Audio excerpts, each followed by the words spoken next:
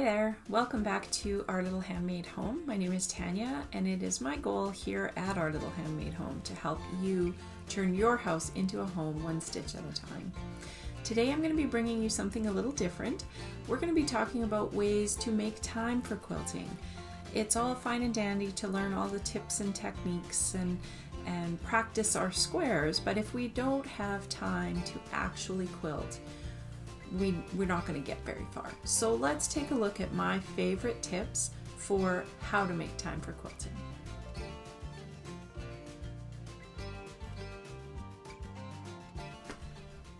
So as I said in the introduction, today we're going to be looking at some tips to find time for quilting. We all know in this crazy, hectic world of ours, carving out time for ourselves can sometimes be a little difficult. But I think there's different ways to do it. For me especially, I'm someone who quilts not just as a hobby, but as a business. And so I still have to find time to quilt for myself. A lot of the work that I do is driven solely by business needs. And sometimes I just want to make a quilt that somebody else has designed and put together. You can see the yellow block behind me. That is from a Riley Blake pattern that I'm working on. And I'm tackling it the way that I'm going to tell you in this video how to create that time. So let's dive right into the very first tip that I have, and that is make it a priority by putting it in your schedule. I like to use the Living Well planner. This is my favorite planner that I've ever had because it is totally customizable. You go in and you fill out your months. You can set them up however you like. You can have a Monday or a Sunday start. You can start on Friday if you wanted to. Use your planner wisely. Use it to schedule time for yourself. If you schedule a doctor's appointment or a dentist appointment or if you schedule an appointment at a school for your kids, you're going to keep that appointment. So just remember that you're just as important and your hobbies are just as important. So put it in your schedule, make a date with yourself, even if it's 30 minutes once a week. You'll start to see some progress. The second tip that I have for you today is figure out if there's a way that you can double dip. And what I mean by that is I love to read. Reading gives me a lot of pleasure, but it's pretty difficult to read and quilt at the same time. So my best friends when I quilt are my phone and my AirPods. I put on a book. Right now I'm listening to basically anything by Jenny Colgan. However, I'm loving the Scottish Bookshop series. I have a subscription to Audible, and I will link down below so that you can check out a trial if you haven't tried it before. Being able to double dip it almost gives you permission to indulge a little more in your hobbies. Throw on your favorite streaming service and binge watch your favorite show. I like to choose shows that I don't really have to pay attention to. Maybe I've seen them once or twice or 10 times before.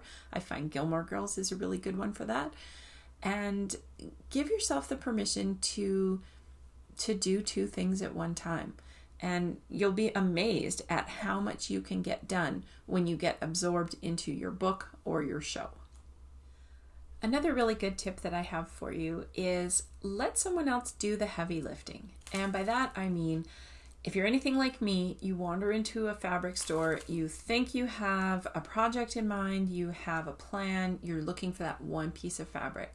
And before you know it, an hour has gone by, you're purchasing products that you didn't even think you needed, you're picking up new fabrics and new patterns, and now you might get stalled because you have this list of projects to do. A simple way to avoid the overwhelm of too much fabric and too many patterns and too many choices is to look for pre-cuts. You can do fat quarter bundles, you can do jelly rolls, you can do charm packs, and each one of those comes with a very simple way to get things done. Especially with charm packs, layer cakes, and jelly rolls, they're cut for you. So look for patterns that are jelly roll friendly. Look for charm pack patterns, that sort of thing. Those are the types of projects that you can get done quickly and easily. The nice thing about fat quarter packs is that, of course, all of your fabric is already coordinating. You don't have to spend time thinking about which fabrics go with what. You don't have to worry that you don't have all the pieces in the line. You can just grab the bundle and off you go. So using pre-cuts and letting someone else create the pattern for you is a great way to get more done faster.